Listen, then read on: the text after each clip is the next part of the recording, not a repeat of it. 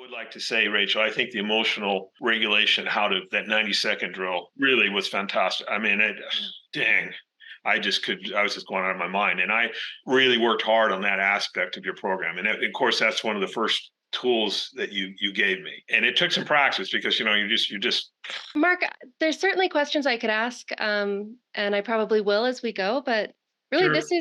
this is your story to tell.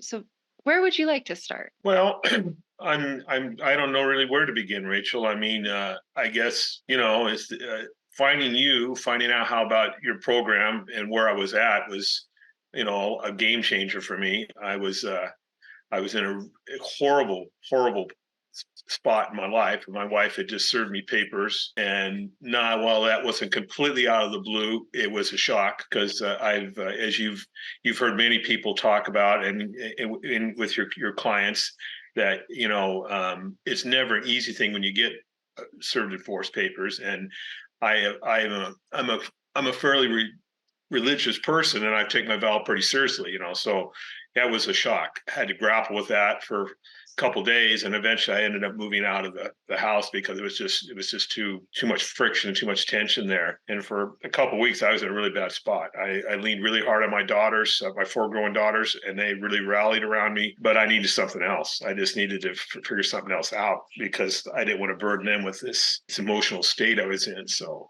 that's where I kind of ran into your program and kind of jumped in with both feet, and I'm grateful I did, because I was in a really bad spot, really, really bad spot. Mark, are you comfortable sharing how long you were married and how old your Sure, girls are sure. and some of those Well, details?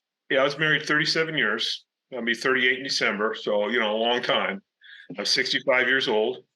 4 growing daughters. Got a grandson. My wife is a neonatal nurse. And she's been at that position for a long time, over 30 years. I've been at my job for 42 years. So I consider our family pretty stable. I mean, pretty normal. And we both make very good money, and finances weren't really an issue. I never thought they were. I mean, of course, you struggle when you got 4 daughters, and we put them all through a private school, and we put them all through college. So there's always money concerns, but it was never. I never considered our problem as money issues. But yeah, 37 years, Rachel. That was quite a blow. Quite a blow. Yeah, that's a long time. Yeah. Mhm. Yeah. And you said it was a shock for you. Uh, I think that's something a lot of people will relate to. That after all that time, divorce papers is not what you were expecting. No, I wouldn't say our marriage was perfect. I think no marriage is ever perfect. There was certainly a lot of friction, a lot of rocky chapters in it when you raise 4 kids and work full time, and the pressures of that on a marriage is tough. But we kind of became roommates the last couple of years. But I just never thought my wife would divorce me. I just didn't think it was possible. As you said, we've been together so long. We had we had all the great ingredients for a marriage. I mean, 4 children, stable jobs, home, all those things. And I just thought that wouldn't be possible. But as as I slowly found out, it was possible, and here I am, kind of working through this process, and trying to just still trying to get my head around it a little bit, but Yeah.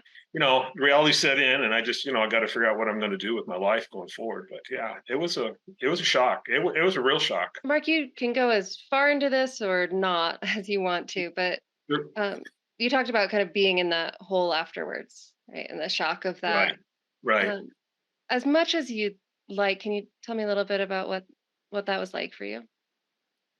Well, Rachel, disbelief at first. Obviously, I just could not even begin to think about that.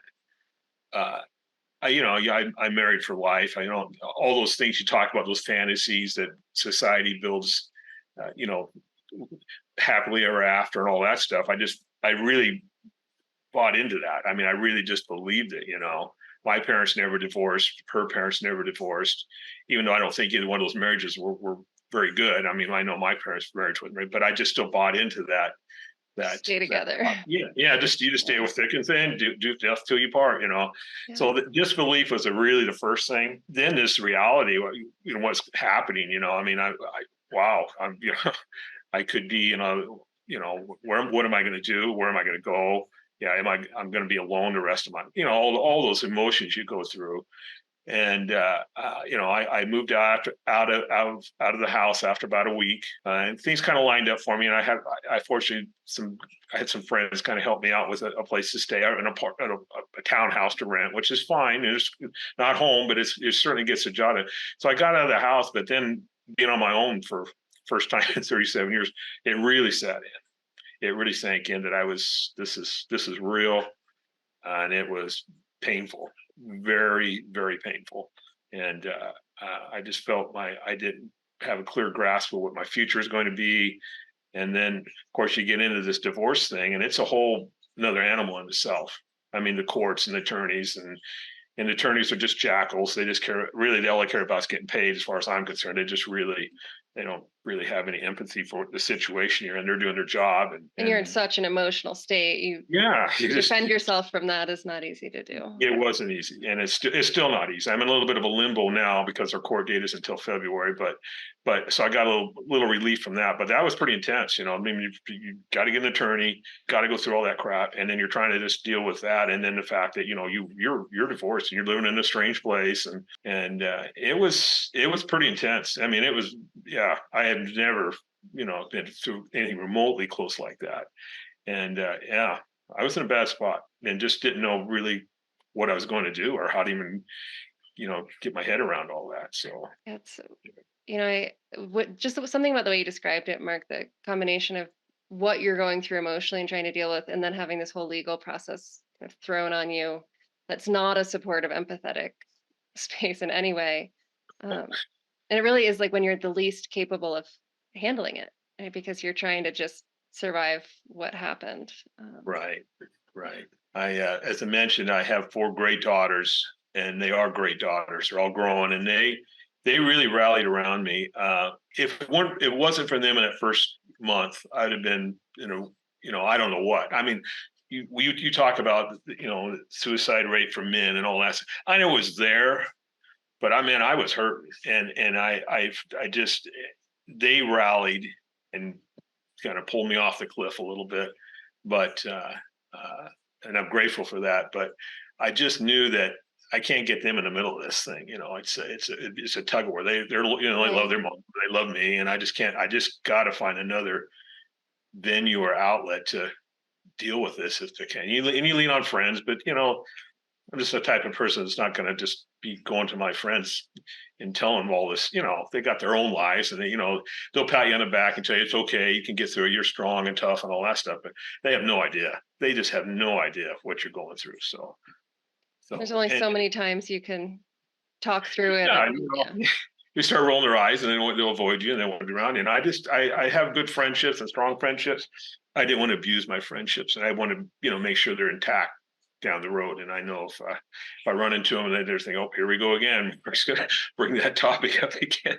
So no, I had to find I just had to find something else, to could help me. So to where I'm at with you. So yeah, let's shift gears into that a little bit, Mark, because every time I read you're doing the membership, the community membership, so I don't see you face to face, that often, but I get to see the worksheets and the comments you make, mm-hmm. and they're often really inspiring for me to read. So I'd love to just be curious for you, what is it you think? Maybe before, like, what is it that's been helpful?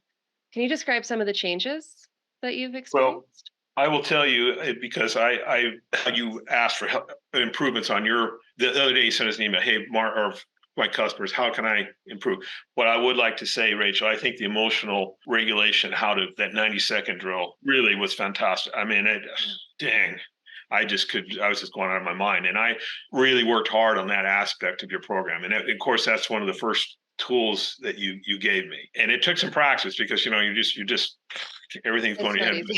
It was not easy, but I've got to tell you, it works. I mean, if you just got to stick with it, and you got to just, and it's a tough exercise, but it works. And it was probably the single biggest thing early on that really got me over the hump. I mean, I at least okay, I could kind of deal with the day-to-day stuff a little more. I wasn't, if I felt those emotions coming up, okay, I'm going to use Rachel's drill, just practice it. And honestly, I was probably doing it 50 times a day, but it would work. It would work. It would calm me down enough to just like, okay, get back at it. Got to go to work, or you got to whatever task I had to get.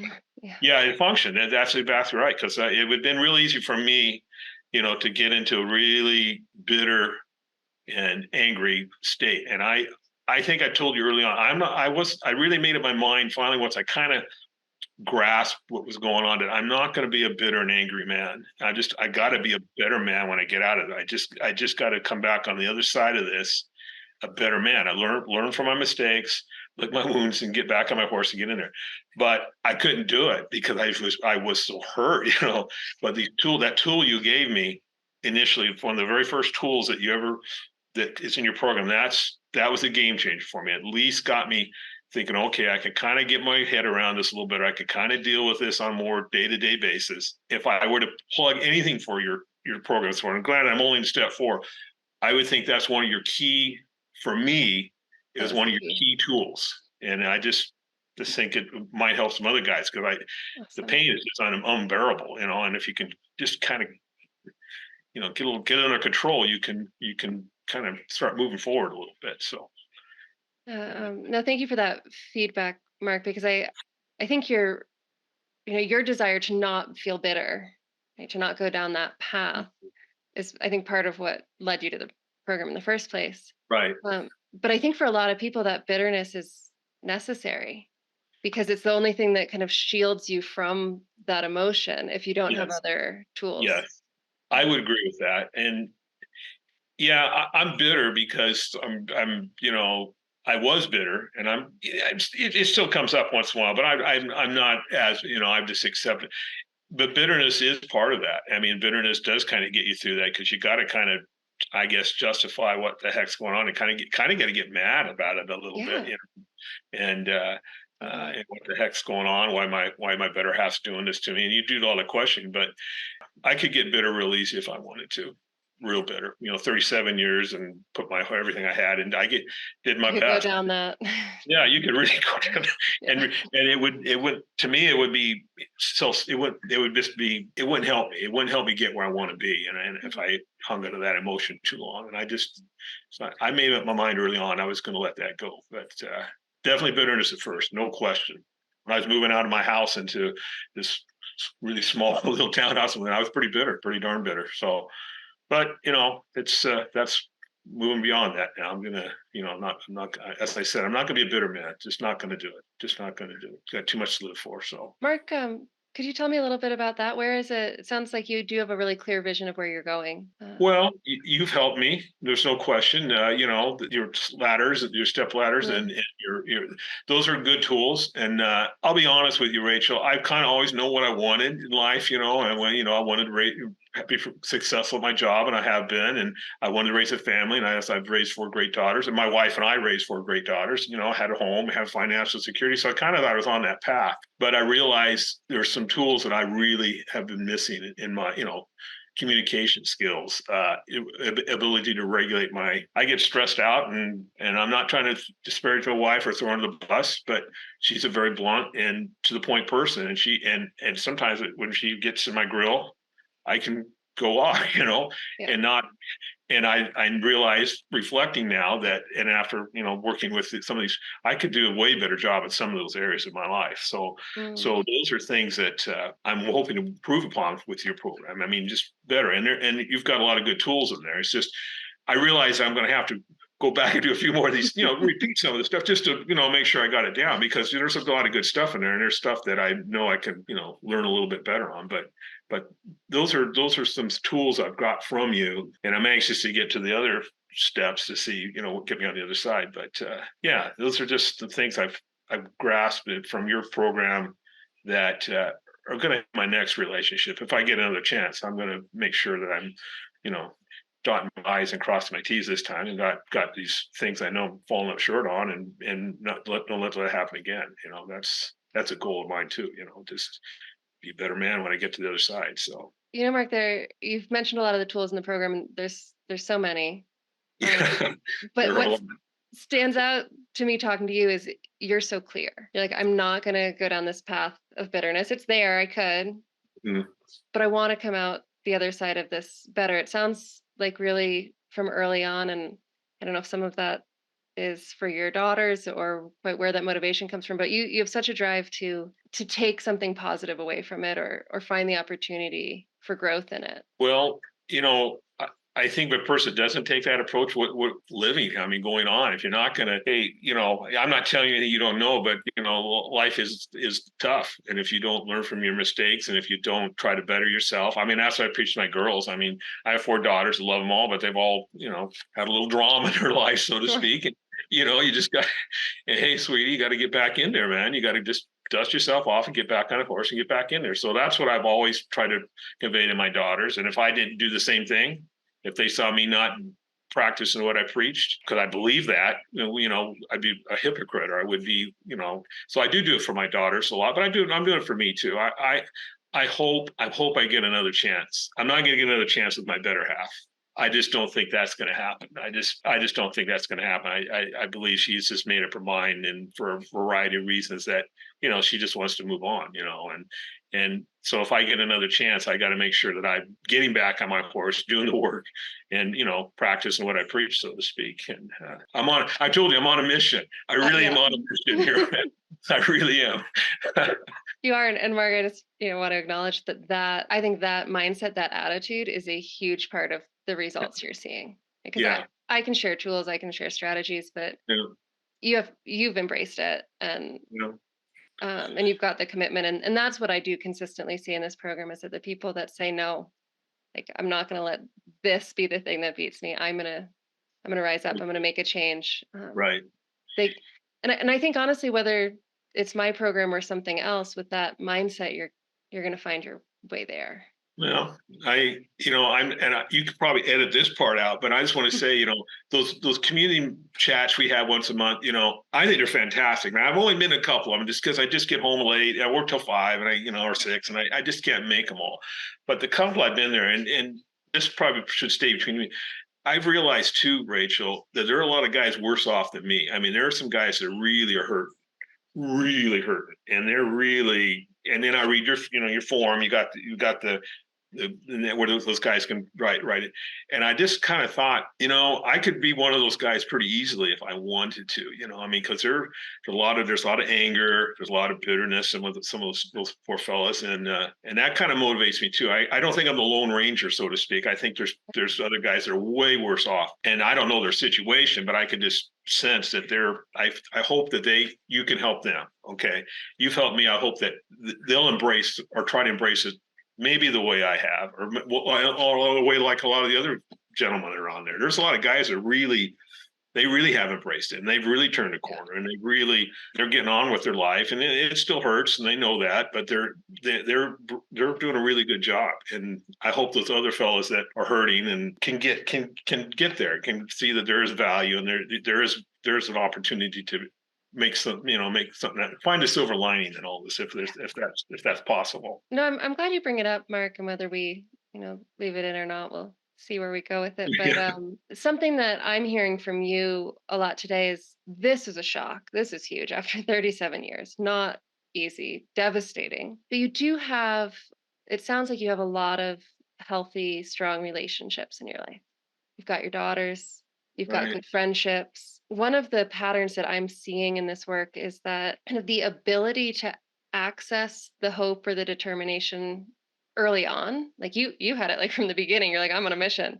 Yeah. Um, maybe not the first week, but pretty early on, right? You were Yeah, able to. after I got in your program, I said, okay, I got cool. I can be on a mission now. Yeah. Yeah. So And what the two things that I'm seeing that can make it hard, like especially the guys that are, because you're right, there's some guys in the program that are in really painful places. What I've found, and it's really interesting in this work, is that it's often the people that have a harder time or moving out of that initial pain usually don't have good support systems for various reasons, and or have some pretty painful histories dating back to childhood in terms of trauma. right, right. And so it's been really fascinating for me to watch because what I've seen is that regardless of those things, people do get there, Yeah. and it's especially if they keep showing up. Yeah.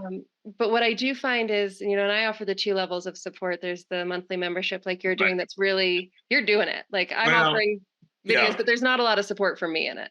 Yeah. Right. And I do find that some of the guys that are in that either don't have those external support systems or are dealing with some pretty messy childhood trauma on top of it, that having not just more support from me, but in the 6-month program, we have weekly small group calls so they get to know Right. each other more. Right. I'm finding my whole kind of beliefs and stories about it are starting to shift. I'm really starting to see how important relationships are to Hmm. healing relational injuries. Hmm. I mean, and divorce is like the ultimate relational wound.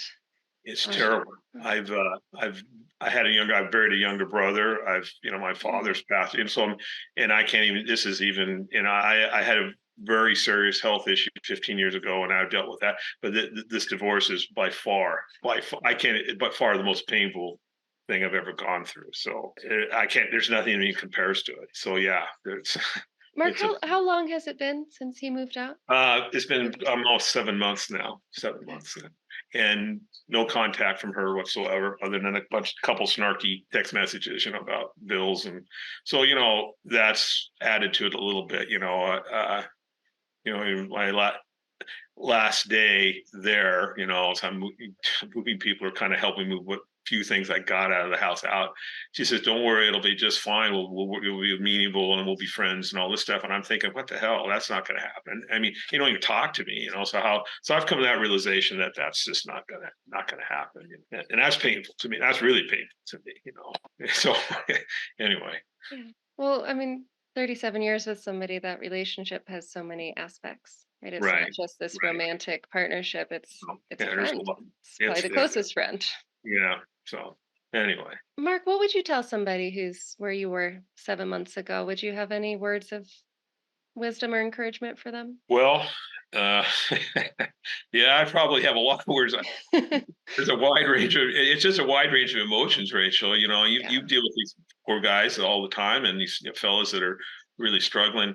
Yeah, I went from hopelessness. Really, honestly, I really didn't know what the heck I was going to do. I just could not even begin to think what my future looked like. I would just say you got to do the work. You just got to get up and just keep going, man. If you don't, it'd be so easy just to lay in front of the TV or on the couch and not do anything. And so if I'd have done that for last, where would I be? I mean, I would be probably in a mental institute or worse. And I just think, guys, you just kind of have to understand that it is painful. There's no easy answer. You just got to kind of do the best you can, and hopefully run into somebody like you or something similar that they can get their arms around. I don't know what people would do if they didn't have something support system like this. I really don't. And maybe it's just me, and maybe it's just I'm just not mentally tough enough to work through some of this stuff. But I don't know how people would do it. And I'm a very spiritual guy. My religion has played a part in this as well. There's no question about it. But it's not filling the gaps that I needed. And I mean, encourage people. And there's a lot of stuff on YouTube. I mean, that's why I ran into you, Rachel. I mean, Yeah. there's a ton of things on there. And I think a lot of people, I mean, I've heard people say, oh yeah, people cruise the YouTube channel and look for advice, but you got to be really careful there because there's a lot of Mm, junk out there, and you got to filter through it. And yeah. your message resonated with me, and I hope that people can gravitate, because I don't think they can get through this by themselves. I just don't. Even if they have a huge support group, close friends, family rallying around them, they help. But there's some tools that these we have to have. We just Yeah. have to have it, because if you don't, you can maybe survive this thing, but you're not going to be You're not going to be better off at the other side. I mean, you're going to have the same challenges and same flaws, if you want to call them that, on backside if you don't have a tool to improve yourself. So Yeah. that's what I'm thinking. That's what I'm saying anyway. For Yeah. me, that's how I feel about I hadn't thought about it in quite those terms, Mark, but I think you're right that there's tools that we're all missing it. Hmm. to deal with these major life events. Hmm. And I think ideally they should like that emotional regulation stuff, right? The basics of it, the 90-second Yeah. exercise. Why don't we teach that to kids in kindergarten? Like Exactly. I mean, I'm it's gonna so simple, I'm but gonna it's just tell not you, part of our culture. it's just not. And I'm gonna tell you a little, I'm gonna plug you here a little bit. I have a 5-year girl, 4, you'll be 5 in November. But you kind of alluded to that a couple times in some of your videos I watch. Why aren't we teaching this stuff again?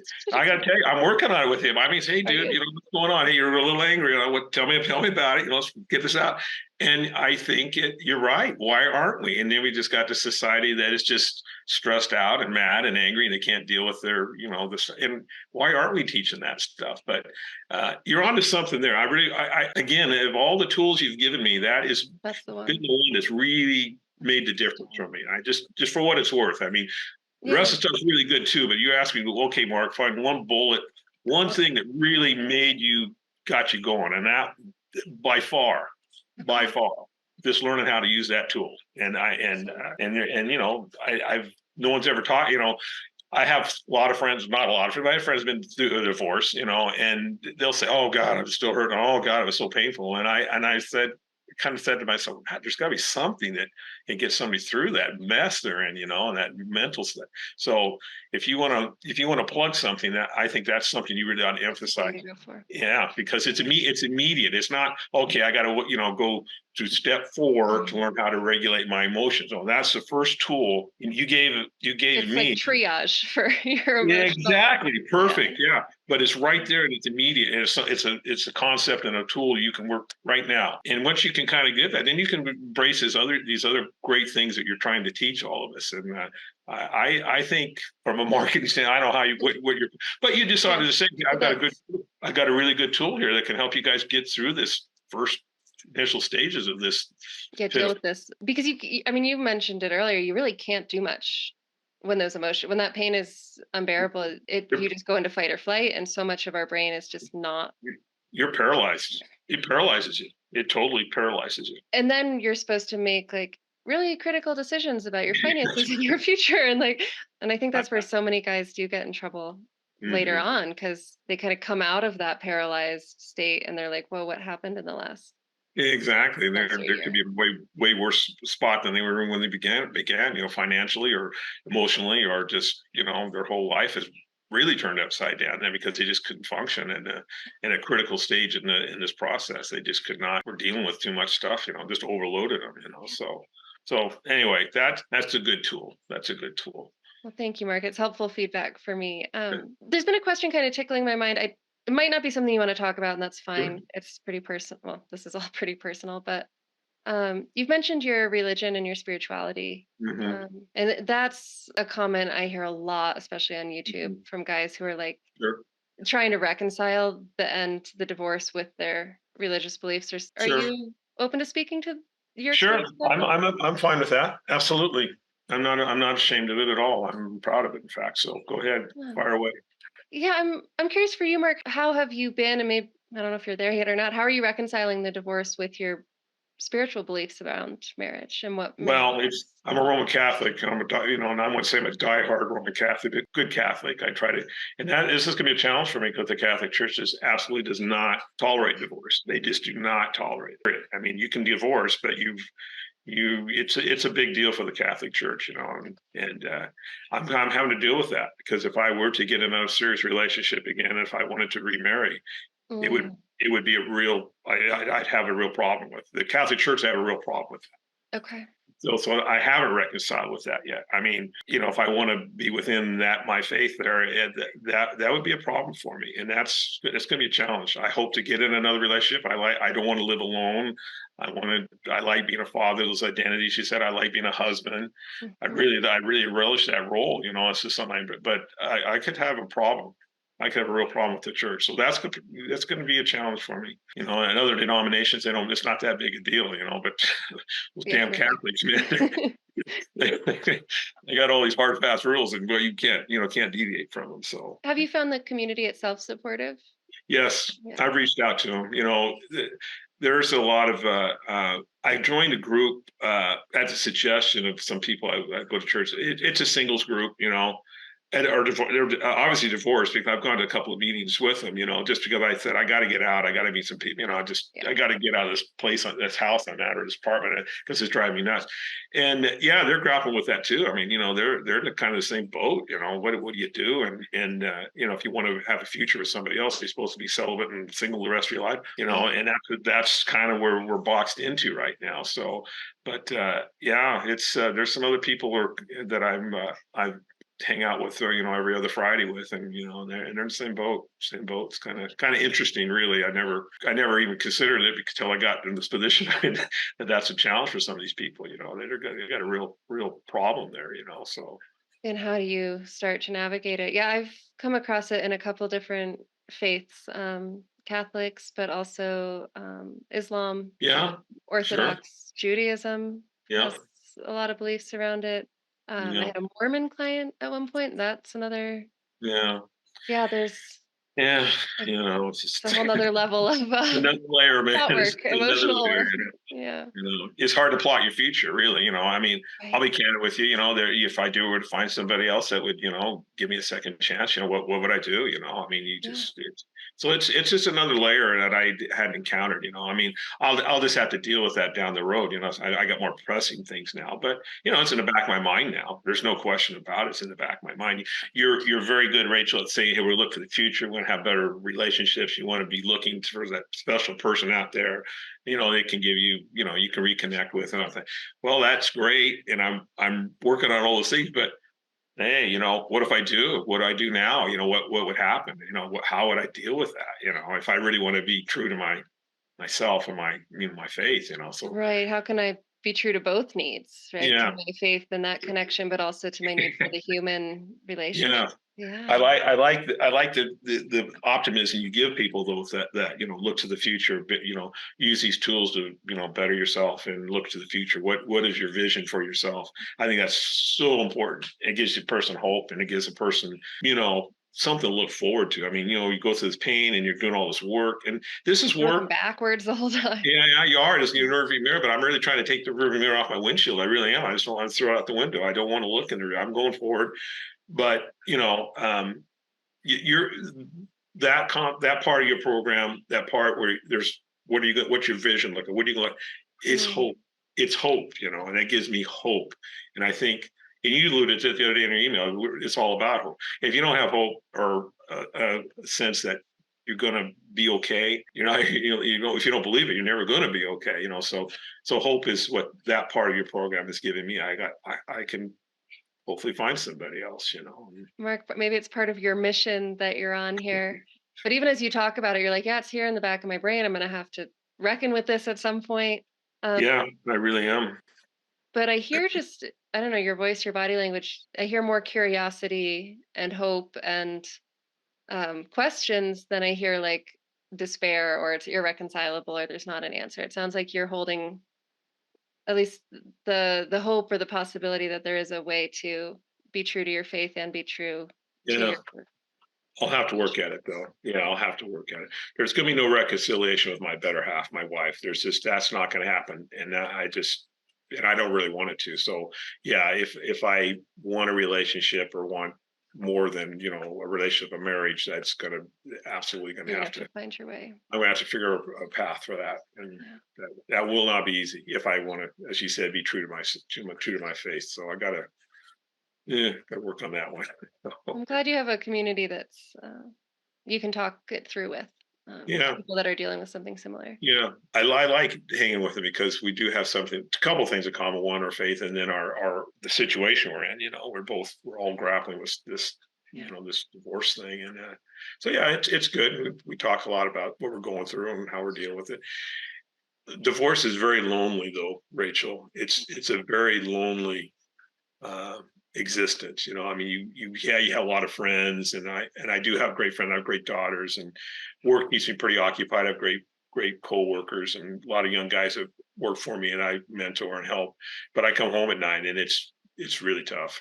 It is really really tough, and I think those people tell me the same thing. It's just a lonely divorce is a lonely journey, and it's not a pleasant thing at all, at all. And, and I think that's the other thing that is really missing on a cultural level in terms of what we learn as children is really how to be alone with ourselves, right? Because Exactly.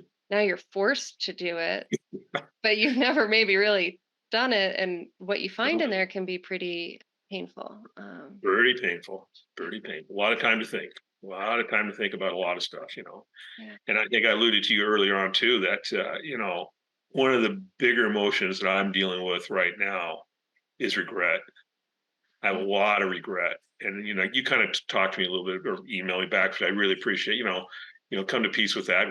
Get curious about it, see what it's all about. But I'm still working on that. That regret thing. It's just your thoughts create your emotions and et cetera. But it seems like my memories.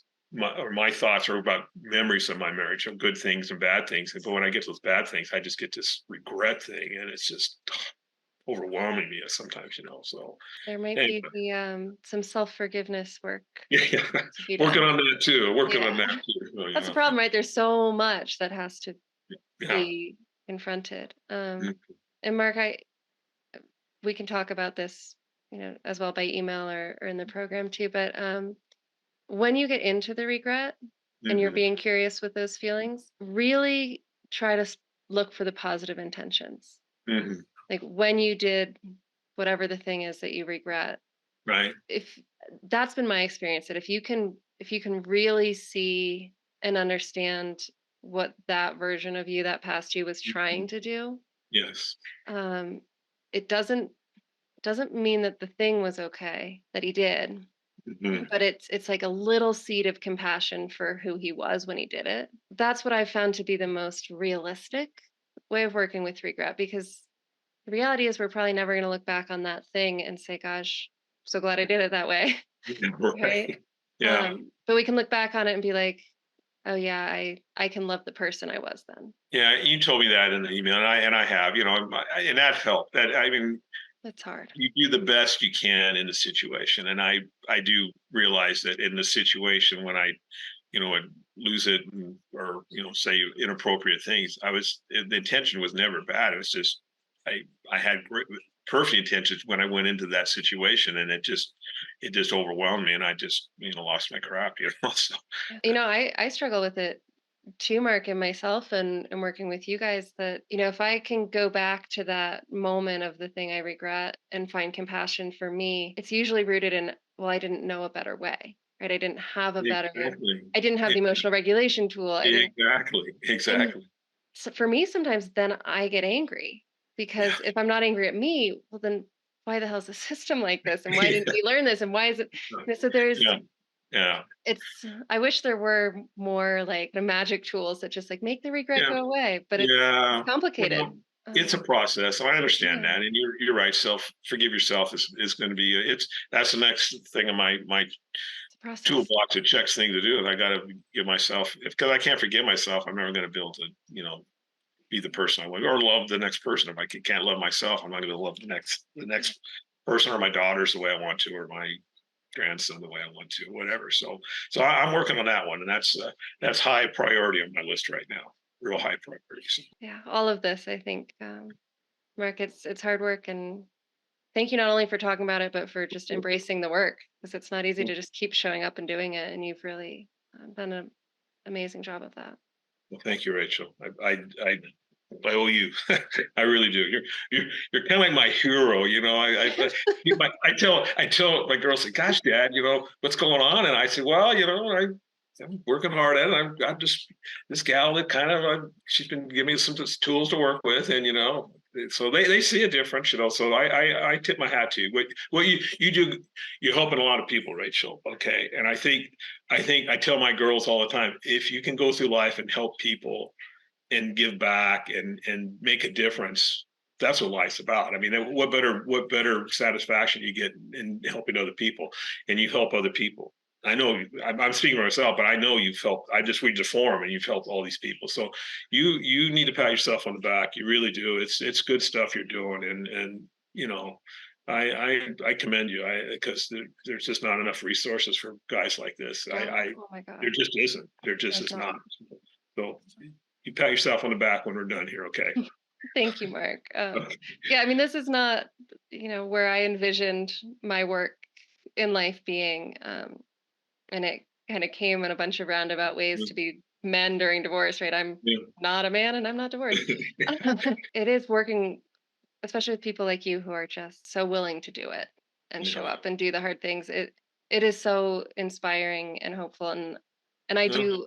I mean, you're right. Like, what better purpose or drive or reward in life, because it is so.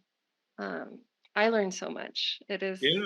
Sure. It really is pretty amazing to be able to witness this Yes. process with people, and what the human brain is capable of, the healing it is Yes. capable. It's Yes. Yes. amazing. It's Yeah, it really is. it's You've taught me a lot about the human brain. I mean, it's capable of adapting and doing things. It's just you just got to work at it, though. But yeah, if you help one person, Rachel, you've done your mission is accomplished. And you've done more than one person. You've done probably, I don't know, hundreds or dozens or whatever. How big your clientele is. So you get a lot of stars on your forehead. I guess is what I'm trying to say. well, thank you for Yeah. uh, Mark, is there anything else you'd like to share? I know there's so much more to your story and your journey. I really appreciate what you've shared today. Well, I don't know. Rachel, like I said, it's about hope. I mean, you've got if a person doesn't have any hope, what's life worth living for? I mean, really, honestly, if you don't have hope for the future, and I have hope for the future now, and I hope I can. I know I got to. I may be not saying that after my court date in February. It might be a little painful, Might but need a little boost from. yeah, I might even have to call you, but yeah, I think that's what I wanted to tell you. You've given me hope, and I appreciate it, and I hope the other fellows that when you talk to them, you just say, guys, it's tough, it's painful, but if you just believe that you can get there to the other side and just hope and stick with it, you can do it. You can do it. Won't be easy, and you won't get there all the way. And even after 7 months or a year, you're still not going to be, but you're going to be way better than you were when you first started. Way better where you were even 6 months ago. So that's what I want. That would be the last thing I'd like to say. I'd just tell the guys have hope.